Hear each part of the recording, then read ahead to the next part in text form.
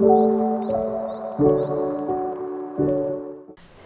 is Christina Minyagi with John L. Scott Real Estate here in Walla Walla, Washington. And today I want to talk to you a little bit about buyer representation here in Washington State. So recently we went through a big change with what buyer representation looks like, and specifically what buyer representation compensation looks like. So I'm going to give you an explanation to the best of my knowledge because it's a little, I feel like, complicated and I'm still figuring it out myself. But in a nutshell, what this new addition to our forms is you have to have a conversation with your buyers about what you will be compensated if the seller is no longer offering compensation or commission to a buyer's agent. And that could be a very real thing in certain parts of Washington State. I don't know if it'll happen here in Walla Walla, but it could.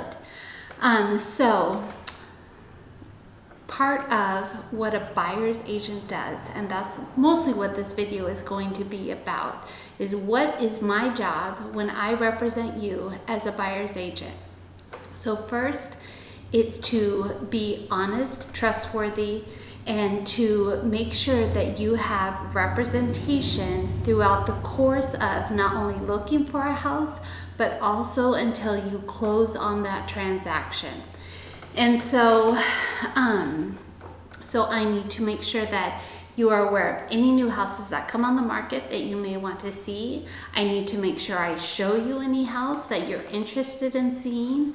I need to make sure that you do your due diligence with home inspections and make sure that your home warranty is ordered, or not home warranty, but your homeowner's insurance is ordered, that you understand what the process looks like, because I have a duty to you as a buyer. And so if I'm not doing my job for you as a buyer, then you're not getting into a house. You're not realizing your ultimate goal of home ownership. So, and Washington State actually has RCWs that address this. And so some of them is the things is I need to be loyal to you. So let's say that I have two buyers and they're interested in the same house, which this happened to me last year. Two buyers, they were shopping in the same price range, looking for basically the exact same house. And whenever a house that I knew they would both be interested in seeing came on the market, I would say a little prayer because I'd be like, Lord, please don't let them both love this house, because I can only write up an offer for one of my clients. I can't write up two offers that would be competing against each other. So loyalty to you as the buyer is first and foremost. The next thing and if I had written up those two offers, that would be taking an adverse action against one of my buyers, which is against the rules. Like, just can't happen. The next thing is to disclose any conflicts of interest that I may have with a certain house that a buyer is interested in. So let's say that I sell my own house and I have a buyer that says, oh, this house just came on the market, Christina, I'd really like to see it, but it's my own house and I'm the listing agent on it. That would be a conflict of interest for that buyer. And I would not be able to write up an offer for that buyer on my own house, because I would want my best interest and not necessarily the best interest of my buyers as part of that process.